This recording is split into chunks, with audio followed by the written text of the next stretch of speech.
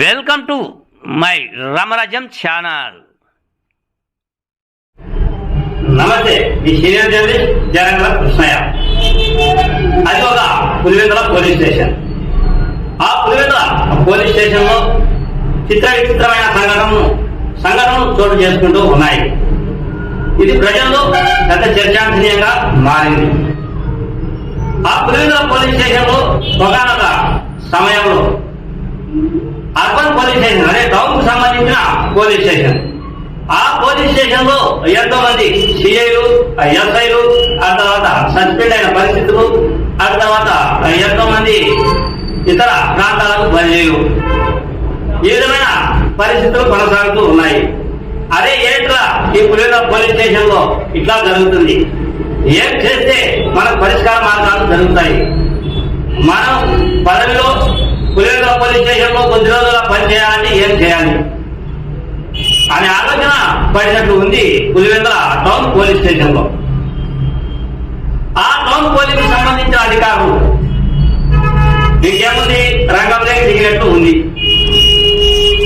ఆ అధికారికి సంబంధించి కింద సిబ్బంది ఇది చేస్తాం సార్, సరే ఏం చేద్దాం, బలి ఇద్దాం. ఏ బలి? మేకపోతు బలి అంటాం. ఒక గ్రామంలోకి వెళ్ళారు, సిద్ధాపురేపల్లి గ్రామం. ఆ గ్రామంలో 12 కేజీలు పట్టే ఒక మేకపోతును తీసుకున్నారు అని నాకు అందిన సమాచారం. ఆ మేకపోతును తీసుకుని వచ్చారు, పులివెందుల పోలీస్ స్టేషన్ ఆవరణలో బలి ఇచ్చారు. ఇంకేముంది, దాన్ని అందరూ కూడా వండుకొని తిన్నారు, హ్యాపీగా వెళ్ళారు. అందరితో అయిపోయింది కేవలం కథం. శాంతి శాంతి శాంతి. పులివెందుల టౌన్ పోలీస్ స్టేషన్ లో శాంతి ఏర్పడుతుందా? శాంతిపతి జరగవా? సస్పెండ్ కావా? పనిష్మెంట్ ఉండవా?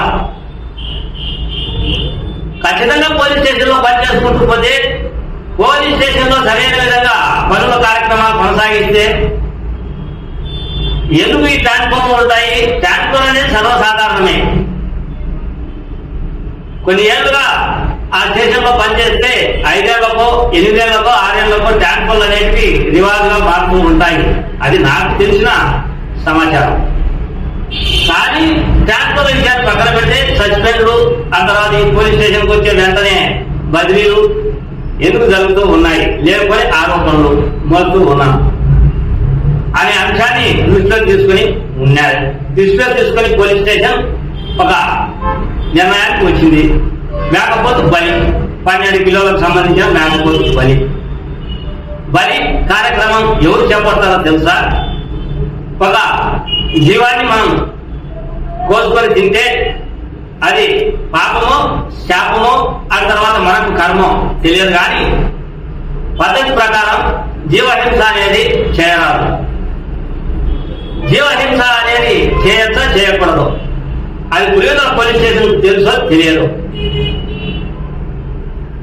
అయితే అక్కడ ఒక మేకపోతును బలి ఇచ్చారు, తిన్నారు.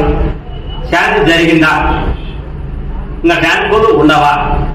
ఖచ్చితంగా పని చేసుకుంటూ వెళ్తే వాళ్ళ పదవులు అయినా, హోదాలు అయినా, ఆ తర్వాత ఇతర రకాలైన ప్రమోషన్లు అయినా ఉంటాయి.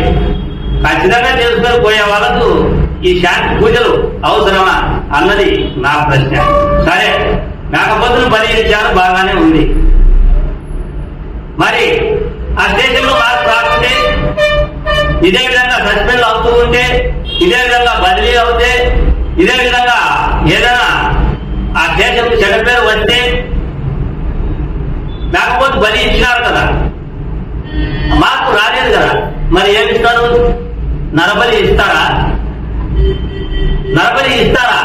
ఈ క్వశ్చన్ రాక మానదు. ఇది నేను అంటున్నది కాదు, పులివెందుల ప్రజలే చర్చించుకుంటున్న అంశం. ఇది ఒక దినపత్రికలో శాంతి కోసం, పోలీస్ స్టేషన్ శాంతి కోసం ఒక జంతు బలిని ఇచ్చారు అనేది ఒక దినపత్రికలో వచ్చింది. దాన్ని దృష్టిలో ఉంచుకొని నేను కూడా అక్కడ పోలీస్ స్టేషన్ కు వాతావరణ పరిస్థితుల ప్రకారం చూస్తే ఇంకేముంది, అక్కడ ఏవైతే భోజనానికి నరబలికి సంబంధించిన వస్తు కార్యక్రమాలు, ఆ తర్వాత ఆహార కార్యక్రమాలు ఉన్నాయో అవన్నీ కూడా ఆ పోలీస్ స్టేషన్ ఆవరణలో పుష్కలంగా కనిపించాయి. ఆ విధమైన పరిస్థితి ఆ పులివెందుల పోలీస్ స్టేషన్ లో ఉంది.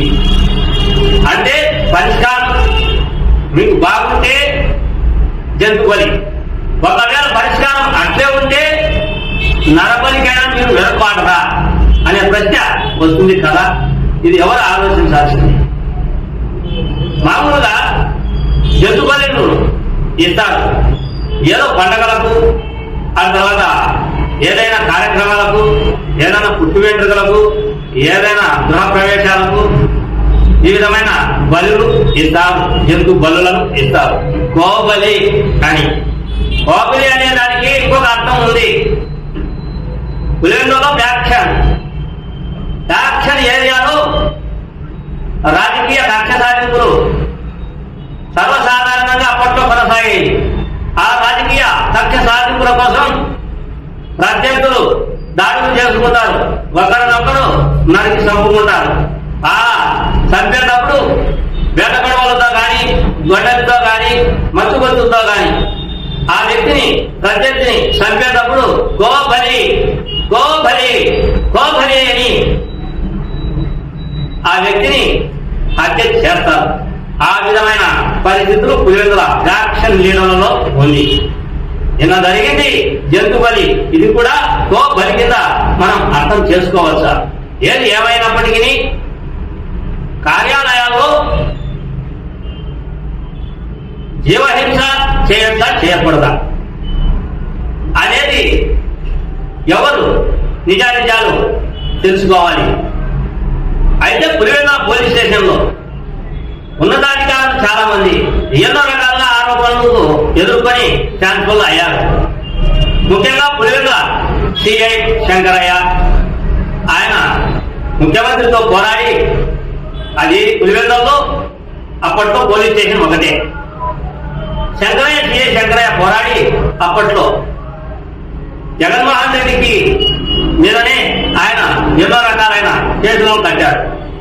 జగన్మోహన్ రెడ్డి ఆ పోలీస్ స్టేషన్ మీద దాడికి ప్రయత్నం చేశాడు.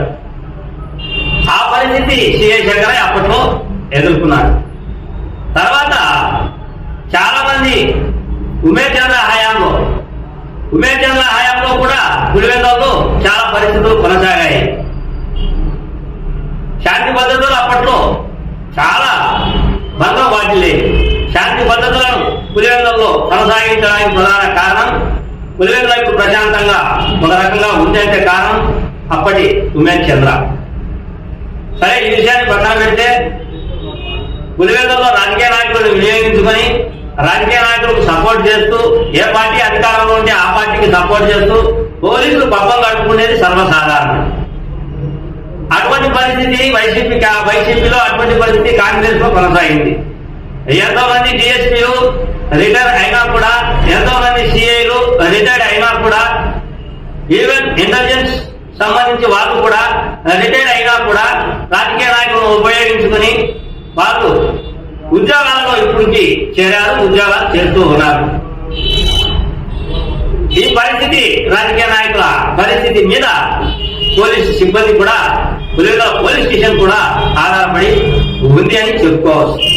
ఆ పద్ధతి కొనసాగాలి అంటే రాజకీయ నాయకులు మెయిన్గా కదా. రాజకీయ నాయకులు కన్సర్న్లో మనం ఉండాలి అంటే, మనం పుష్కలంగా పోలీస్ స్టేషన్ లో కూర్చొని ఉండాలి అంటే, పుష్కలంగా మనం ఉండాలి అంటే పులివెందుల పోలీస్ స్టేషన్ లో ఏం చేయాలి? మేకపోతుని బలి ఇస్తే సరిపోతుందా? ఒకవేళ మేకపోతును బలి ఇవ్వకుండా ఉంటే, మీరు మార్పు పోలీస్ స్టేషన్ లో రాకుంటే నరబలి ఇస్తారా అన్నదే నా ఈ చిన్న వీడియో. సీనియర్ జర్నలిస్ట్ జరగల కృష్ణయ్య. నమస్తే.